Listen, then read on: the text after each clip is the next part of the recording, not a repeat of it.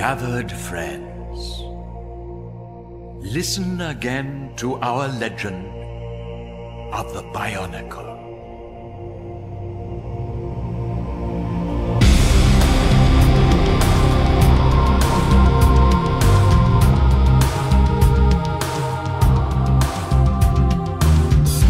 In the time before time, and by that I mean before YouTube was a thing, I was a young 10-year-old kid with undiagnosed autism browsing the forums over at bzpower.com, trying to wrap my head around the mysterious world of Bionicle. Yes, before I did lore videos surrounding Silent Hill and Dark Souls, my first media obsession was this LEGO toy line from the early 2000s. But why am I talking about it today? Am I just reminiscing, or am I actually about to try and argue that the story behind this kid's toy is as deep as something like Xenogears? Well, let me put it to you this way. The story of Bionicle functions on two different levels. On the one hand, the plot structures, dialogue, and characterizations of Bionicle are honestly so basic and lowest common denominator that a Coley head can understand it.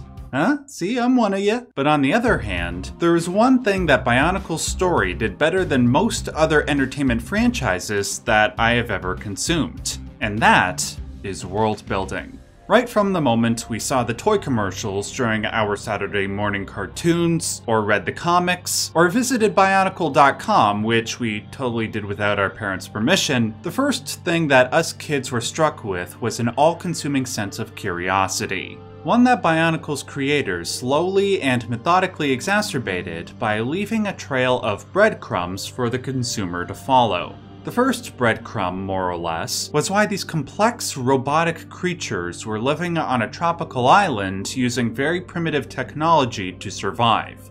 To try and find that answer, you had to follow the other breadcrumbs that were often exclusive to the books, the comics, the games, and the movies, which was naturally done to keep the parents spending money.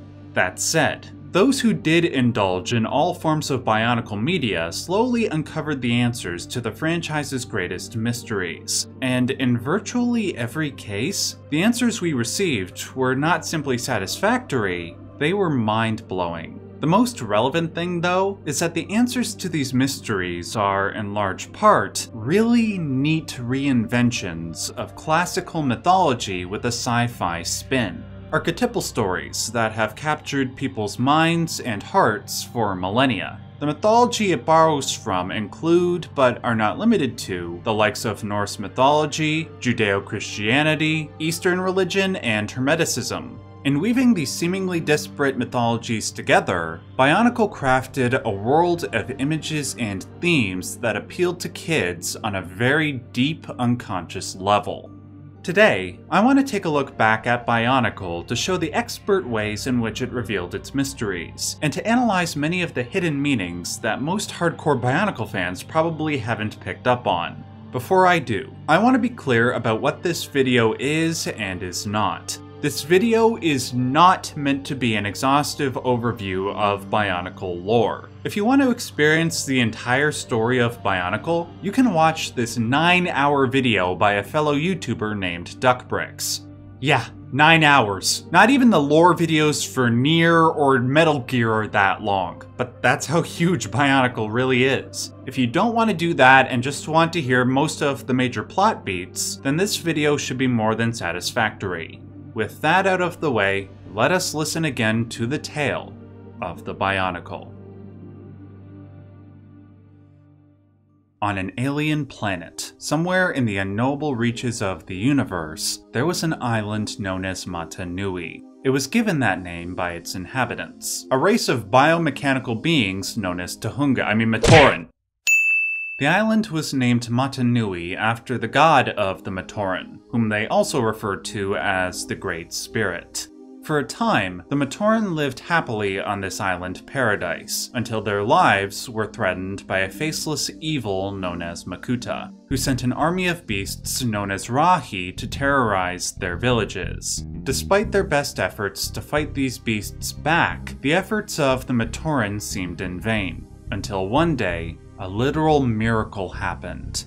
6 mysterious canisters washed up on the shore of the island. A Upon making landfall, the canisters opened up and outpoured a variety of biomechanical components that began to self-assemble. The result were 6 powerful heroes known as Toa, who each held mastery over a specific element. There was Tahu, Toa of fire, Gali, Toa of water, Liwa, Toa of air, and the coolest Toa because he could fly, Onua, Toa of earth, Pohatu, Toa of stone, and Kopaka, Toa of ice. The ailing Matoran sought out the Toa and brought them to their wise village elders, collectively known as the Turaga. It is implied that they know a great deal why the Toa are here, but because LEGO had a storyline to build, they withheld that information for a few years. In the meantime, the Turaga told the Toa to seek out the masks of power, which were strewn throughout the island. Once they obtained all of them, they would be ready to defeat Makuta and save the island.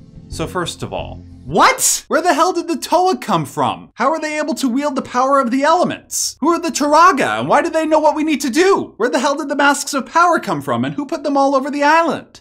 Unfortunately, we don't receive answers to these and other questions for several years. But during that period, the observant fan can follow an engaging, reasonably paced trail of clues laden throughout Bionicle's various forms of media. However, it can be very tricky to figure out where to start this journey because, as I said before, the story of Bionicle was something you had to piece together by engaging with all the books, comics, games, movies, etc. The big problem is that almost none of them serve as an effective first option. You couldn't start with the comics because there were only 3 of them, and they were effectively just splash panels of action. One of the video games that was supposed to address this issue got cancelled, and the book didn't even include an ending. But there was one piece of media that not only solved this issue, but was instrumental in giving Bionicle its mysterious, alluring identity, and in turn, birthing its massive popularity. I refer to the Motunui online game, also known as the MNOLG, or as my 9-year-old self called it back in the day, the Minog. This was a roughly 2-hour-long point-and-click adventure game that you could play on Bionicle's main website back in 2001. In it, you play as a Matoran named Takua, who for all intents and purposes is the closest Bionicle gets to a main character. In the game, he travels across the island of Motunui, encountering the Toa, recording their heroic exploits, and also helping his fellow Matoran out along the way. Nowadays, a point-and-click game that you play in your browser might not sound all that special, but believe it or not, the MNOLG is one of the most beloved pieces of Bionicle media. A large part of the reason why is its minimalist design. As you click your way across the island, you're often met with vast landscapes of nothingness, accompanied by sounds of silence that are only occasionally broken by a gust of wind or the crashing of a wave. Then, when something genuinely interesting happens, where you encounter another character or a piece of lore, it has a great deal of impact. It's a similar style of storytelling seen in video games like Shadow of the Colossus or Dark Souls, where the lack of a traditional narrative or many points of interest in the world provokes the gamer to latch on to the few things that are new and interesting. In turn, we are motivated to study the lore and try to understand what is going on in the world around us. It is one of the primary reasons those games are so beloved. So you can imagine what effect that kind of storytelling would have on the mind of an inquisitive young child. You can imagine the level of awe and wonder that would come when seeing a red star that the Matoran used to prophesize future events, or when we encounter a sundial that, for some reason, is hidden in the deepest depths of the island. It caused our imaginations to run wild. But back to the main story. Eventually, the Toa collect all the masks, and the act of doing so enables them to enter Makuta's lair deep beneath the surface of Motunui. Now there is some really cool mythological symbolism that takes place here, namely with the Toa's masks turning to gold and Makuta's physiology, but I want to save that for a little later.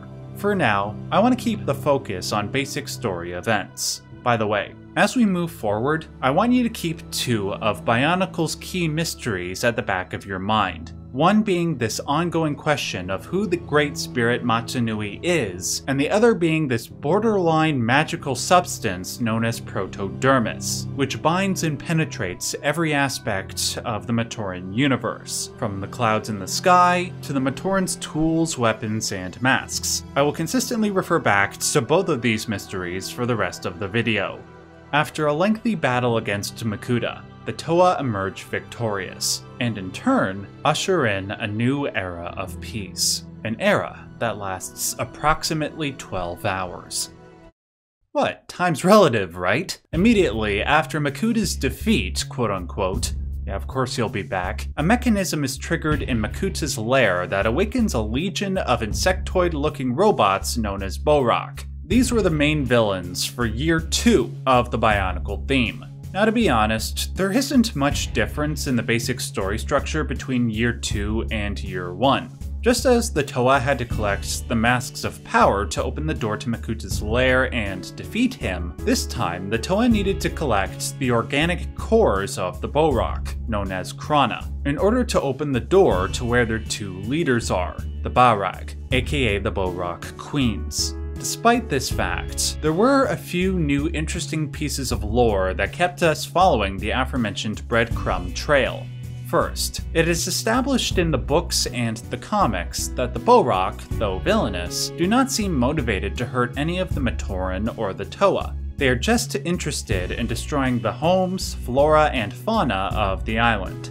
Second, in a cutaway to the Barag conversing with one another, they describe the Toa as their brothers. They say this in order to suggest that they, confusingly, share the same mission as the Toa, which is to enact the will of Matanui. Supposedly, as the novel suggests, this will be done by cleaning the island of Matanui. But the true meaning of all this will be hidden for the next several years. Finally, the third piece of lore is the reintroduction of the concept of Protodermis. When the Toa descend into the Barag lair and defeat them, the floor opens up beneath them and they fall into individual tubes of liquid Protodermis. When they emerge, they are transformed into more powerful versions of themselves, thereby dubbing themselves the Toa Nuva. Again, I won't focus too much on this right now, I'm just invoking it so I can return to it in a few minutes. Now, before I move on to my favorite year of the Bionicle theme, Year 3, I do want to quickly acknowledge the second half of Year 2, which, somewhat understandably, a lot of Bionicle fans gloss over. After the Barag got defeated, the hive mind which sustained the Borak shut down. Following this, a team of 6 Super Borak, known as the Borak Cal, awoke. Yeah, because the Borak sold a surprisingly large number of units, LEGO wanted to double dip by adding these guys while they finalized the plans for Year 3. Aside from the fact that the Borak Cal had superior power levels to the Toa, there wasn't much to this time period that I feel needs to be invoked, save for one thing. To help defeat the Borak Cal, Turaga Vakama gives Toa Tahu a legendary mask which allows the manipulation of time. And once again, nobody thinks to ask where this mask came from and how Turaga Vakama got it, but we do start to get answers as we move into Year 3. With the accumulated success of Bionicle's first 2 years, LEGO felt confident enough in the brand to expand into the world of film, with its first ever direct-to-DVD movie, Bionicle Mask of Light. The focus of this film is on Takua, the protagonist of the Matanui online game.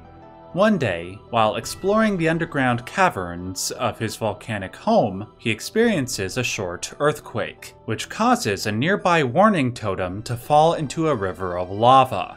Shortly after falling in, a mask of light emerges from the flames. He takes it to the Turaga, who then translate the mysterious text on the back of it. According to the Turaga, the text tells of a fabled 7th Toa, whose elemental power of light will awaken their god Matanui. To find this Toa, Takua and his friend Jaller, the captain of the local guard, must follow the light in the direction that it points. And they must follow the light quickly, because Makuta is back and intends to regain his rule over Matanui.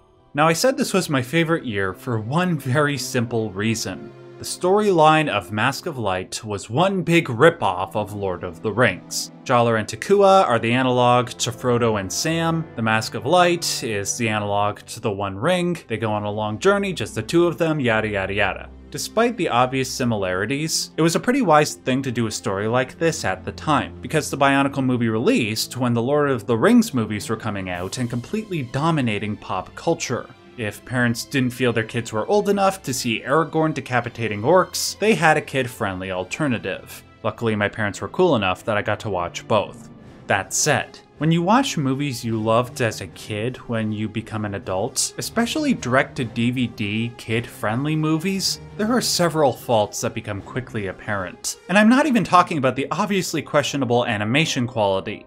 Like I said earlier on, even though Bionicle's world building is top-notch, everything else about the narrative is not only basic, it's kind of lazy, and the movie is exemplary of that. Just to give a couple of quick examples, the whole focus of the movie is Takua and Jalur's journey to a sacred temple known as Kininui, which is the name of the gateway to Makuta's lair from year 1.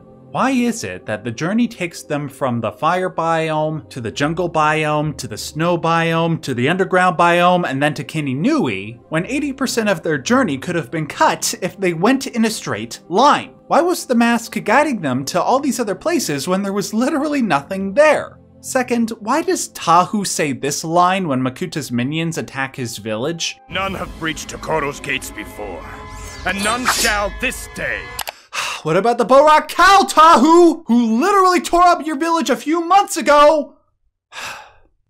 I'm a 31-year-old man. Nonetheless, I will say that the basic hero's journey structure of the story is decent. Plus, I cannot help but feel nostalgic for those feelings of awe I felt when it was revealed that Takua was the 7th Toa, or smaller things, like when Toatahu effectively base jumped from a lava fall. To this day, that is still badass. But returning to this video's focus, even the movie did some things to further the franchise's underlying mysteries. Why did that stone contain a mask of light? Why is Motunui, to use Makuta's words, asleep? And most importantly, as is revealed at the end of the movie, why is there this smaller island lying beneath the surface of Motunui called Metrunui? And why does Turagavakama describe it as his original home?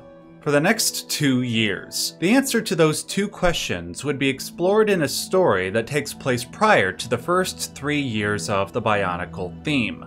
In those years, we find out that the Turaga used to be Toa that watched over the technologically advanced city of Metrunui, until Makuta took it over, forcing them and all the Matoran out. The Matoran didn't remember their time on Metrunui because prior to the journey from Metrunui to Motunui above them, Makuta placed them unwillingly into mind-wiping canisters which the Toa had to transport. These are just the basic plot points that I remember from the 2 movies which depicted this period of time. Unfortunately, I have to admit that while I collected the sets and followed the story during this period of time, my interest in the franchise was starting to fade. This was primarily due to my growing interest in music, where I started playing piano and guitar 4 hours a day. But I would be lying if I said that the story of Bionicle wasn't beginning to lose me. I personally didn't find that the Turaga turned Toa were all that interesting, and I felt that the subsequent movies were very sloppily put together compared to Mask of Light. Where Mask of Light functioned well enough as a standalone movie, the subsequent movies seemed to depend on your investment in all the other forms of media for you to get any enjoyment out of it. For instance, when watching the Legends of Metrunui movie, you find out more info about the Mask of Time that Tahu used during the Borak Kal arc. But to learn about that, you had to watch the online animations and read the comics. After a while, it just became too cumbersome, and by the end of 2005, I had fully checked out of the Bionicle universe, and I wouldn't return to it for almost 2 decades. So what made me come back to it now? Well, I'd wanted to for years. As I have investigated the mythological, philosophical, and psychological influences behind my favorite media, my mind would find parallels between the concepts I was studying and what I remembered about the Bionicle universe. The problem is that I didn't feel there was enough there to merit a full-length video. But then something happened in June of 2024 that made me return to Bionicle with a potent sense of urgency. Believe it or not, the instigating factor was the release of a little game called Elden Ring: Shadow of the Erdtree. Following its release, I put out a couple of videos explaining how a god from the alchemical tradition, known as Mercurius, helped explain a lot of the lore from that game. To quickly summarize who Mercurius is, he is a spirit that underlies all aspects of matter, from its most chaotic disunity in the form of void to its perfection in the form of the Philosopher's Stone. Mercurius' spirit, therefore, not only takes on many forms, but can bind completely opposite elements into one. A feat most famously performed in the unity of the male god Sol and the female god Luna into the hermaphroditic rebus, which was the alchemist's attempt at personifying the Philosopher's Stone. Finally, though Mercurius was an ethereal, formless spirit, his primary physical form, naturally, was the chemical element mercury, also known as quicksilver. If the alchemist could wield this chemical correctly, it could transform lesser elements into greater elements, like lead into gold or void into the Philosopher's Stone. Now, as I was studying this concept's application to Elden Ring, my mind randomly cast itself back to Bionicle. And in an instant, I realized that virtually everything about the alchemical concept of Mercurius was equally applicable to their concept of Protodermis. Let's go down the list. As Turaga Wenua says in the Matanui online game, Protodermis is the, quote, stuff of life, for it underlies every aspect of life. Just as Mercury is the fundamental chemical of all life, as Mercurius is the fundamental spirit. In its raw form, both Mercury and Protodermis have the capacity to transform lesser substances and beings into greater versions of themselves, like we see when the Toa transform into the Toa Nuva. But I think the most significant piece of evidence to support my interpretation comes from the aforementioned Mask of Light movie. Towards the end of that story, Takua, who has been transformed into Takanuva, travels into Makuta's lair and finds a pool of Protodermis. However, it should be noted that in the novelization for the movie, the substance is not described as Protodermis, but as mercury. But that's not the best part. After a lengthy battle between Takanuva and Makuta, they both fall into this pool. When they emerge, they are united into one being known as Takuta Nuva, a union of opposites which mirrors the aforementioned rebus/Philosopher's Stone.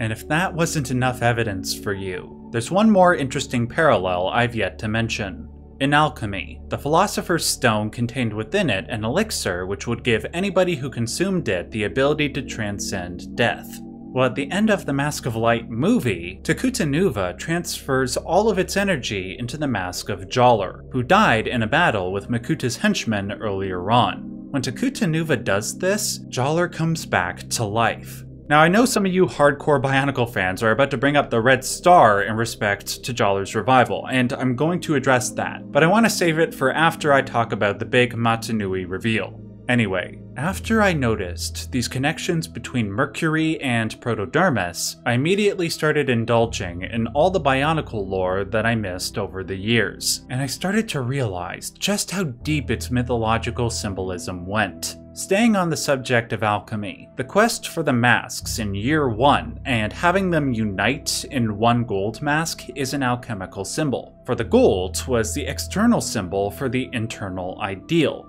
With all the masks, the Toa were almost at their greatest power level. To be the most effective, though, they would have to be united, which is a virtue that is constantly preached throughout the Bionicle storyline, as both Toa and Matoran would often proclaim they would be better off alone, only to realize later how much they need others to rely on.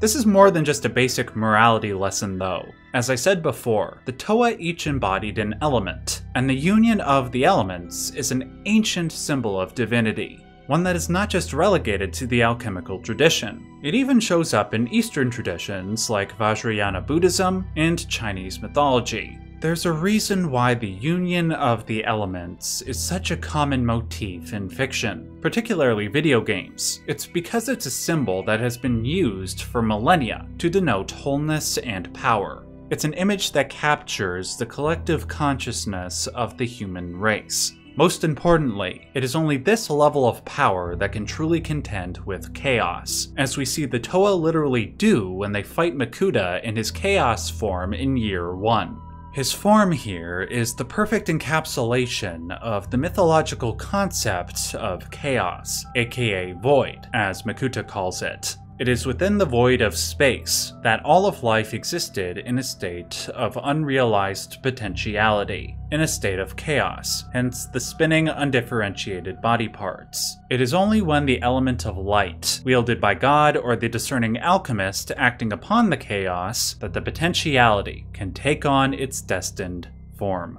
Now, speaking of destiny, I want to briefly move away from the subject of mythology to philosophy. Throughout the Bionicle storyline, there is this continuous emphasis on self-knowledge, and how it is conducive to realizing one's own potential. To embody that potential, one must live in accordance with what Bionicle refers to as the three virtues. One of them is the aforementioned unity, and the factor that provokes that unity is the second virtue, duty. United in duty, one would achieve the third virtue of destiny.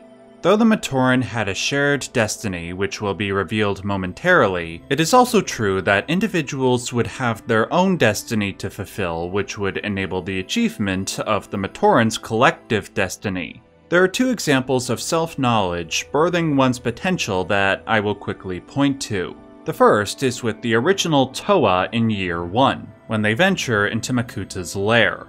Right before fighting Makuta proper, he conjures up shadow versions of each of the Toa, each of which try to exploit their greatest weakness both verbally and through battle. This is a very common mythological symbol, whereby contending with the personified dark side of oneself, one can achieve their true potential. In effect, the Toa, as forces working for the light, for order, contend with the chaos within themselves and chaos incarnate in order to realize that potential. But to do that, as Pahatu realizes during the battle with their shadow selves, they need to be united in their duty, so they can achieve that destiny. The other example of self-knowledge comes with Takua becoming Takanuva. Now, I did make a joke about Takua and Jaller not going in a straight line to Kininui, but I'm actually going to say something that contradicts some of the truth in that joke. While it would have been the utilitarian thing to just go in a straight line, it would not have only contradicted the whole point of the Bionicle story, but the hero's journey archetype. One could argue that the Mask of Light guided Takua to all those different places so that he could go on this journey of self-discovery, so he could contend with those lesser parts of himself. Like many protagonists who eventually become heroes, Takua was, initially, somebody who shirked responsibility. That's an archetype that goes as far back as the Judeo-Christian Abraham, and almost certainly further than that. He ignored the three virtues on a regular basis. He tried to pass the duty of finding the seventh Toa off to Jaller, even abandoning him at one point. Sometimes this was due to his personal failings, other times it was because Makuta tried to deter him directly, to try and make Takua give in to his fear. Ultimately though, it was by willfully dealing with the trials that he encountered on that longer journey that he realized how much potential laid within him. Even though this came with tragedy, like in the case of Jaller, that sacrifice enabled Takua to realize who he was and in turn, create a brighter future for himself and the Matoran. In the Bionicle universe, there is no greater gift than that self-knowledge. All this, just to discover who I am? You have finally found your own story, and still you seek answers. Mata Nui is wiser than all. The path you walked was not to be here, but in here. Now the ultimate question is, what is the Matoran's destiny?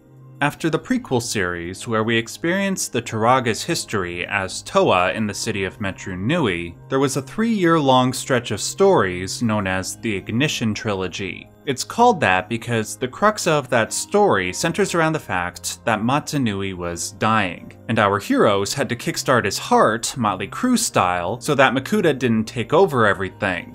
Though there is some killer world building and probably some of the best storytelling Bionicle ever had during that period, especially that one time where that legacy character goes out like a G, I unfortunately can't cover it all in this video. It's just too huge and too much of it deviates from this video's focus. Again, I highly recommend Duck Bricks' summary if you want to learn about it. Anyway. At the end of that story, we start to get answers to all those questions that Bionicle had been puzzling us with for 8 years. Where did the Matoran and Toa come from? What were the Bohrok? What is up with the Protodermis? To answer all these questions and more, we must first answer the most pressing question that Bionicle fans had up until this point. Who is Mata Nui?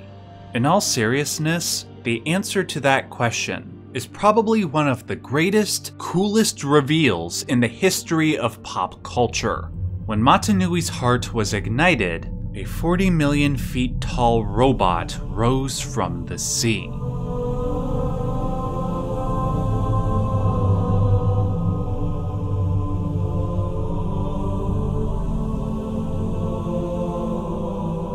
This was Mata Nui. 8 years after the beginning of Bionicle's story, it is revealed that everything has been taking place inside the body of this giant extraterrestrial robot. The island of Mata Nui from the beginning of the story was Mata Nui's face, overgrown with vegetation. Metru Nui was his brain. The other lands that other parts of the Bionicle story took place in were other parts of the body. While this reveal is awesome on its own, it does provoke a series of other questions, but thankfully, they all have answers. See Lost? That's how you do that.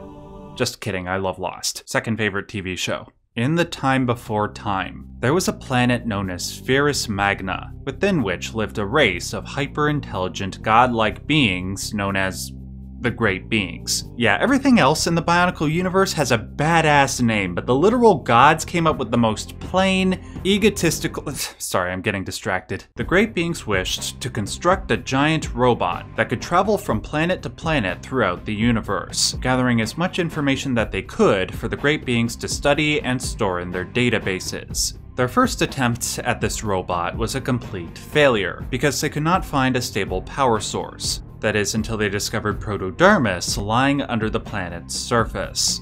Though this would power their robot, the discovery of this material led to 2 key problems. One was that the mining of the Protodermis was causing the planet's internal structure to destabilize. And 2, the denizens living on Spherus Magna that weren't the Great Beings fought over Protodermis as a precious resource. This led to an event known as the Shattering, which caused Spherus Magna to split into 3 different pieces. Luckily, the Great Beings managed to complete construction of the robot before this cataclysm, and sent it flying off into space, a feat that was accomplished by using the Red Star as a method of travel. By the way, just a quick side note, the Red Star also contained the data for any deceased Matoran, which could then be put into a new body and effectively revive them. This was how Tekuta was able to revive Jaller. Tekuta power was of such magnitude that it was able to communicate with the Red Star in that moment to revive him, utilizing it as a sort of digital philosopher's stone.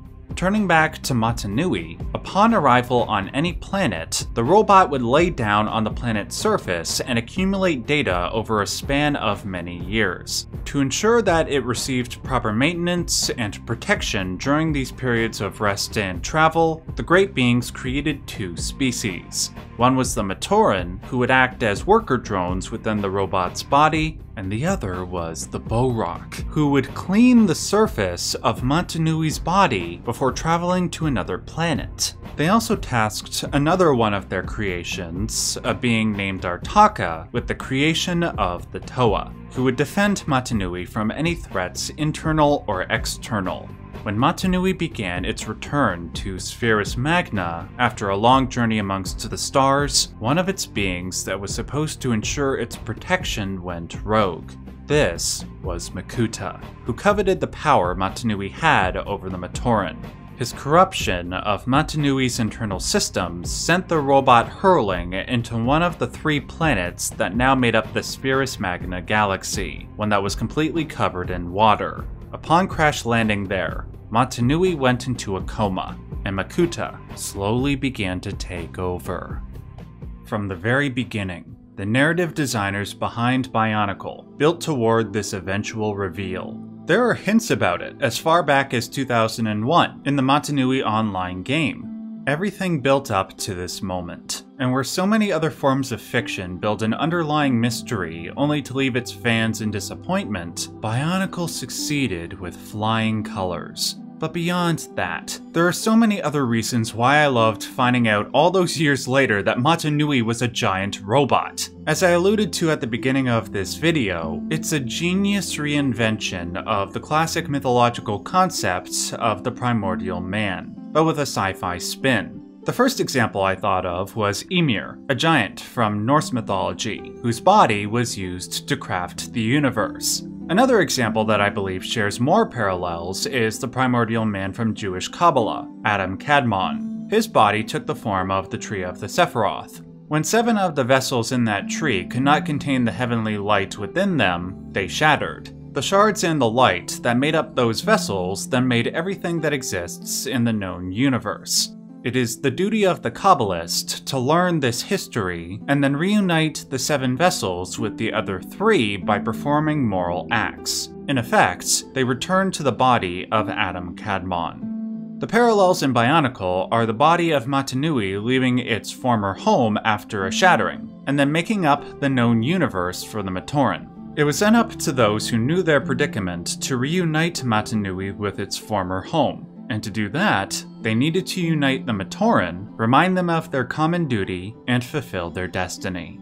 Even if you believe this is a stretch, there are 2 other parallels between Matanui and real-world mythology that I believe are perfectly reasonable: Christianity and Hermeticism. This isn't just limited to Matanui though, I should mention. For instance, the first 2 individuals that the Great Beings created to administrate the Matanui robot were the aforementioned Artaka and Karzani, whom I believe are analogous to the Judeo-Christian Cain and Abel. Not only were Cain and Abel also the first 2 human beings to follow after the primordial man Adam, and not only do the beginning of their names share the same phonetic sounds, their storylines follow a similar path. Just as Cain was jealous of Abel for being better than him, so too was Karzani, and both sought to undermine their superior halves. But let's return to Matanui and how he was influenced by those mythologies. Due to Makuta corrupting his internal systems upon his awakening, Matanui's internal spirit is expelled into the mask of life and throttled into space. Upon reaching another planet, the mask takes on a body. One can interpret this in Hermetic terms, where this new Matanui is a microcosm of the former macrocosm, as above, so below. Or in Christian terms, where Matanui as God takes on a mortal form like Jesus. Both Matanui and Jesus then act as a messiah to their people. But I think the best piece of evidence in favor of both Christian and Hermetic inspiration comes back to Protodermis. In Hermeticism, Mercury, the analog to Protodermis, was likened to what they called the aqua permanens. This is the water of life, the elixir vitae which resided within the philosopher's stone. In respect to Christianity though, this was the substance that poured from Jesus' side when he was pierced with the lance of Longinus after his crucifixion. For this to be the fuel source that powers the entire body of the Matanui robot is a remarkable level of consistency with these mythological traditions. While this parallel between Protodermis and the blood of God, if true, is mind-blowing in and of itself, there's one other thing about it that has a deep meaning for me personally. What I'm about to say is something that I cannot prove, but it is something that I swear upon the graves of all my past and future loved ones to be the truth. I remember when I was 9 or 10 years old, when I was on bzpower.com. There was a forum thread discussing the origins and purpose of Protodermis. After reading people's theories for about 10 to 15 minutes, I remember being hit with a bolt of inspiration. Up until that point, I never posted my own theory in regards to anything about Bionicle, but now felt like the right time to speak up. Word for word, what I wrote was, I believe Protodermis is Matanui's blood. That was all I wrote, and I vividly remember a number of posts after that expressing enthusiasm towards just those few words. Little did I know that I would find out that my theory might have been true over 2 decades later. Bionicle was my first media obsession, and that was my first ever fan theory. That was the reason why Bionicle was the franchise that saved LEGO from bankruptcy. It had an ever-present sense of mystery that ignited the imaginations of kids all over the world. Its story wielded familiar archetypes, images, and concepts, but wrapped them up in something that felt so alien, and both those factors preyed upon our collective curiosity. I mean, sure, that wasn't the only reason behind LEGO's comeback. You could say that it was also because the action figures looked cool and there was a Pokemon-esque incentive to collect as many as you could, but the same could be said for the LEGO themes that came out before and after. Yet where many of them died after a year, Bionicle was able to stick around for a decade because of the unique world it built. The more I worked on this video, the more I realized just how much I owed to Bionicle. It was thanks, at least in part, to its vast, intricate world and my interest in it that I developed the pattern recognition and analytic tendencies that would enable me to do lore videos on YouTube. Due to that, I wanted to put together a video that demonstrated that gratitude, which is why it ended up being longer than almost any video I ever put out. And yet, despite working on it piece by piece for 6 months, it still feels like it is only scratching the surface of this franchise's story and symbolism. Hell, I didn't even get to talk about the Bionicle games, and this is primarily a gaming channel. That said, if you want to see me review the games or other parts of the Bionicle franchise, let me know by leaving a comment in the comment section below. By the way, while you're still here, make sure to give this video a like if you liked it. That helps me out a great deal. Finally, if you like what I do here, please consider supporting me on Patreon or joining my YouTube membership section. I will leave links to both in the description box. Until next time, I will ask you to remember, as always and as per usual, unity, duty, destiny.